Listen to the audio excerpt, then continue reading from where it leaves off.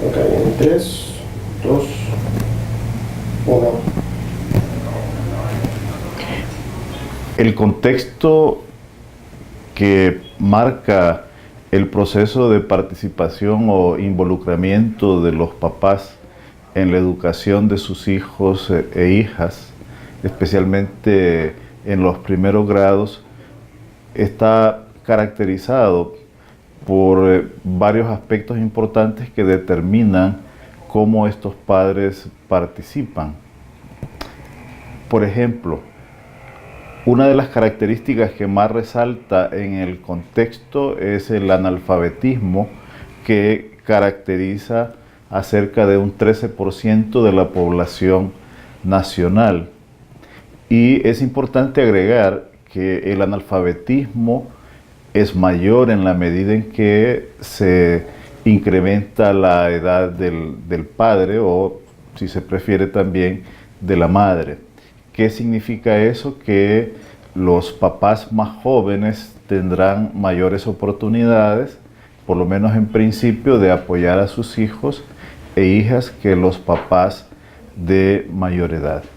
Por otra parte, es importante señalar que las tasas de analfabetismo son mayores en las zonas rurales que en las zonas urbanas, lo que nuevamente pone en desventaja a los papás de las zonas rurales. Igualmente es importante señalar que, de acuerdo con las estadísticas nacionales, los papás en general tienen una tasa de analfabetismo menor que la de las mamás. Sin embargo, en los grupos de personas más jóvenes, las mamás tienen una tasa de analfabetismo menor que la de los papás, lo que podría indicar que en las últimas décadas se ha incrementado el acceso de las mujeres a la educación y que, por lo menos en términos comparativos, el acceso de los niños se ha reducido, por lo menos frente a ese acceso incrementado de las mujeres. De igual manera, es importante considerar la baja escolaridad que prevalece a nivel nacional y particularmente entre los grupos de edades de los papás y de las mamás. A nivel de las personas mayores, el promedio de escolaridad no supera los 6 años, lo que indica que los papás que tienen menos escolaridad tendrán mayores dificultades para poder apoyar en forma directa la educación de sus hijos y de sus hijas. También vale la pena señalar que, a pesar de la importancia de la participación de los papás en la educación de los hijos, un tercio de los hogares normalmente son hogares monoparentales, siendo un poco más de un tercio en el caso de las zonas urbanas y menos del 30% en el caso de las zonas rurales. Pero obviamente, cuando el papá está ausente en forma permanente del hogar, sus posibilidades de proveer apoyo para sus hijos e hijas en el proceso de aprendizaje están notablemente disminuidas o prácticamente inexistentes. De igual manera, el contexto está marcado por la violencia y la criminalidad, que, si bien son fenómenos que caracterizan al país en su conjunto, presentan ciertas diferencias entre la zona rural y la zona urbana, y más específicamente entre la zona del objetivo 1 y la zona del objetivo 2. En el caso de la zona urbana, la investigación que hemos realizado confirma lo que muestran diferentes estudios y diferentes fuentes institucionales nacionales, y es que la violencia de las pandillas está presente tanto fuera como dentro del centro educativo, condicionando de múltiples maneras lo que pueden hacer los diferentes actores para mejorar la educación de los niños y de las niñas, incluyendo naturalmente a los papás. En las zonas rurales o en las zonas del objetivo 2, si bien es cierto que no se presenta ese fenómeno en la magnitud de la zona urbana, hay ciertas formas de violencia que tienden a estar representadas también, como por ejemplo los asaltos en las zonas solitarias,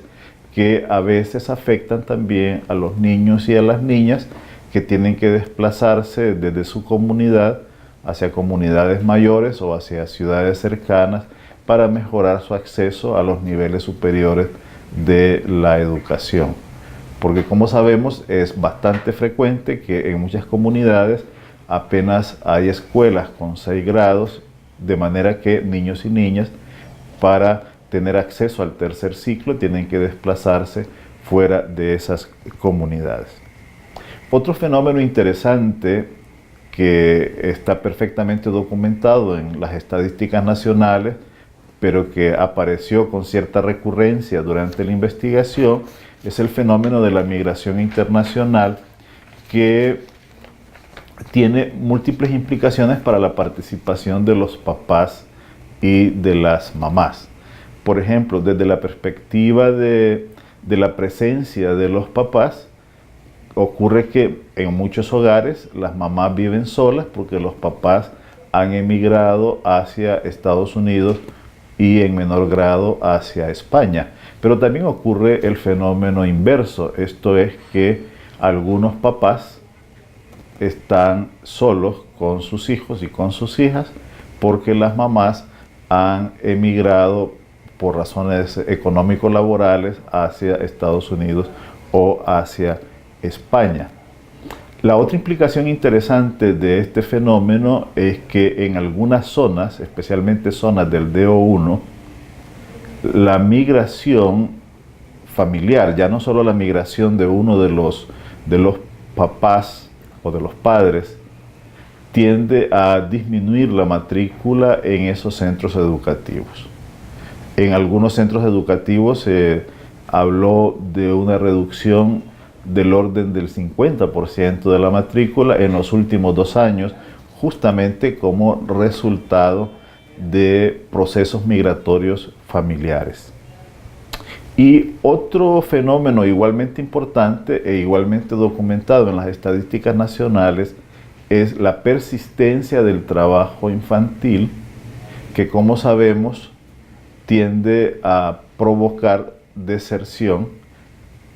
del niño o de la niña con bastante frecuencia. Los papás manifestaron y también las mamás identificaron que niños y niñas se incorporan a menudo a la actividad laboral, especialmente en las zonas rurales y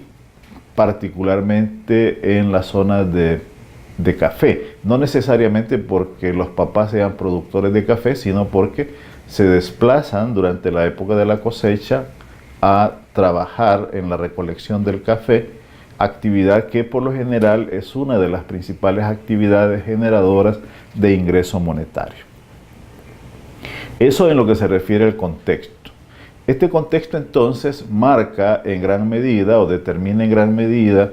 los roles que desempeñan papás y mamás en la relación con los hijos y con las hijas. Por supuesto que hay otros elementos del contexto que fueron apareciendo durante la investigación que determinan también estos roles. Y un elemento clave del contexto es lo que podemos denominar la cultura de género, que prevalece no solo en este país, sino en una gran parte del mundo, que asigna roles diferenciados a hombres y a mujeres, a papás y a mamás específicamente, en su relación con los hijos y con las hijas. Tradicionalmente se espera que los papás trabajen y por esa razón tengan que salir fuera de casa todos los días, o bien durante varios días o durante varios meses, para cumplir con su rol de proveedor, mientras que las mamás se encargan del cuidado de la casa. Y eso significa que tienen que encargarse del cuidado de los niños, de la preparación de los alimentos y por supuesto de la educación y de la salud de niños y niñas. Un trabajo que, por cierto, es un trabajo socialmente invisible y que no aparece representado en las cuentas nacionales. Vale también destacar que la percepción de otros actores respecto de papás y mamás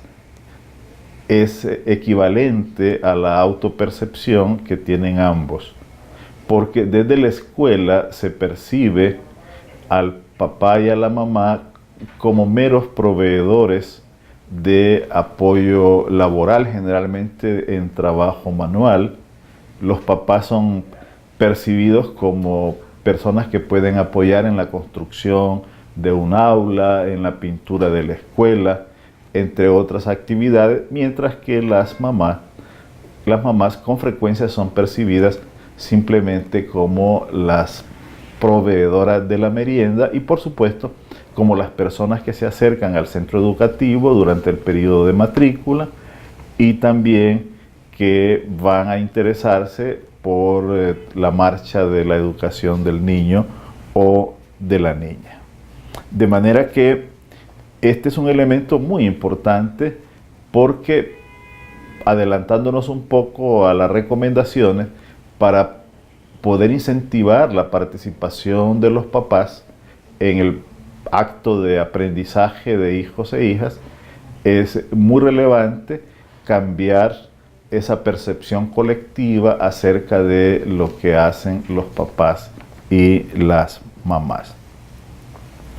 Vale la pena también señalar que si bien es cierto, esta es una percepción global, no necesariamente corresponde del todo a los hechos, porque las familias representadas en esta imagen tradicional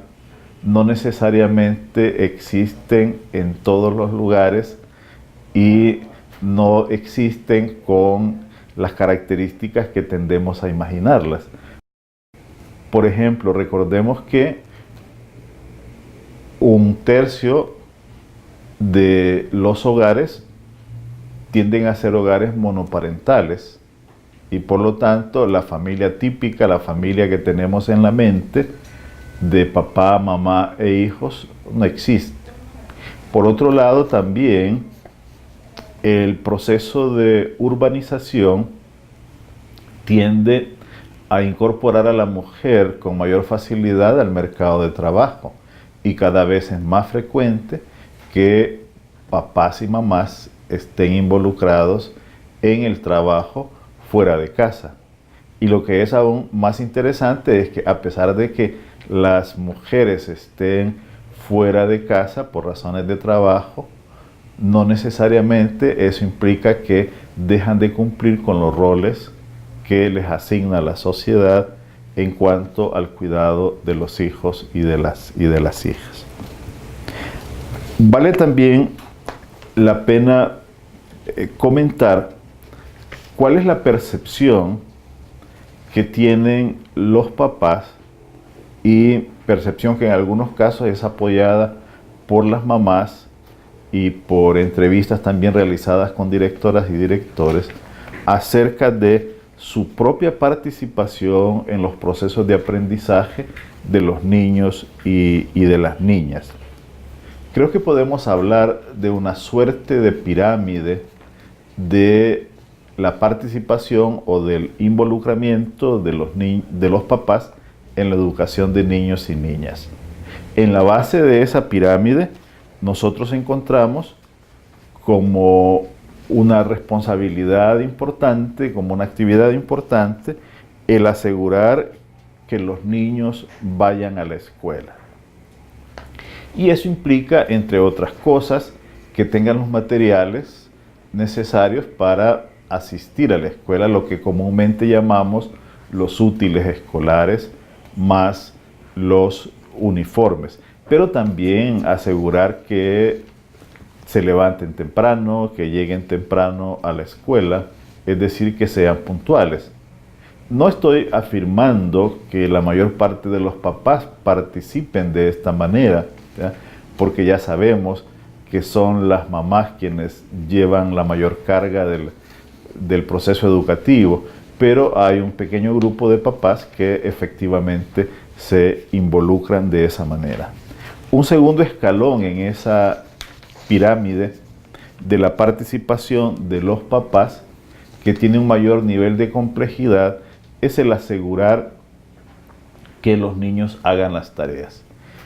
Y eso parece un logro importante porque aunque los papás tengan una limitada capacidad para proveer apoyo directo con las tareas, sí por lo menos pueden asegurar que el niño destine tiempo, o la niña, perdón, destinen tiempo a realizar esas tareas una vez que han regresado del centro educativo, de manera que puedan hacer un uso racional del tiempo libre para que puedan reforzar en la casa el proceso de aprendizaje. Y un tercer escalón, que es aún de mayor calidad, pensando en el impacto que tiene en la educación o en el aprendizaje, es el ayudar con las tareas. Por supuesto que no todos los papás tienen las habilidades,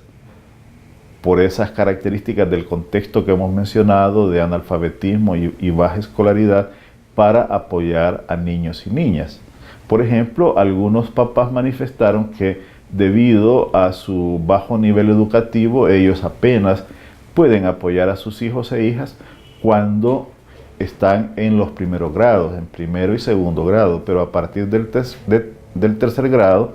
su capacidad se ve disminuida porque su escolaridad es baja. Recordemos además que muchos papás estudiaron hace mucho tiempo y por lo tanto son relativamente analfabetos. No porque no aprendieron a leer y escribir, sino porque simplemente no han utilizado esas habilidades y destrezas que obtuvieron en su momento.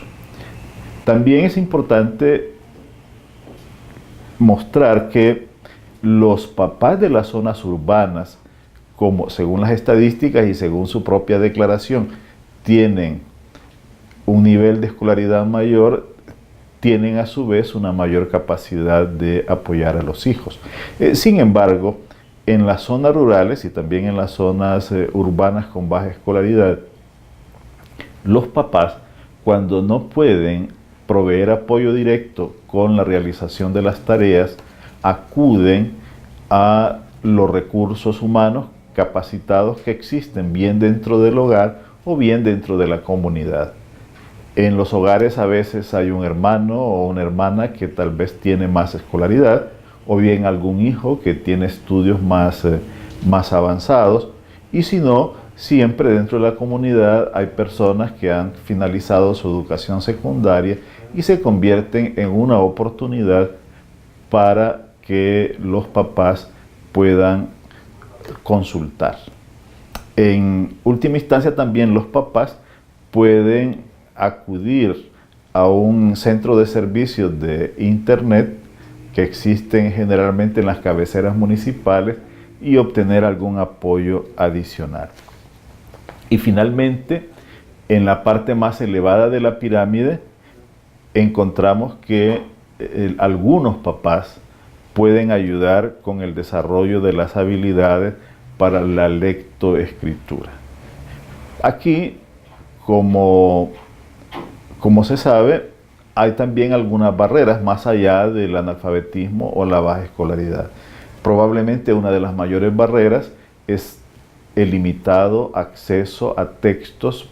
para la lectura. Si bien es cierto que no solo los libros o los folletos son materiales de lectura, es indudable que se requieren materiales estructurados para que la lectura pueda ser cabalmente desarrollada. Y lo más lamentable es que con frecuencia se encuentra que en algunas escuelas En algunos centros educativos hay bibliotecas abundantemente provistas de libros, pero están cerradas. Y el argumento de cierre es que no existe un docente asignado para la atención de la biblioteca. Pero incluso cuando las bibliotecas han estado abiertas, no ha habido una política de préstamos que permita que los libros del centro educativo lleguen hasta el hogar. Porque mientras los niños y las niñas están en el centro educativo, pueden tener acceso a esos libros. Pero, ¿qué pasa si en el hogar, como es habitual, no hay libros ni folletos para la lectura?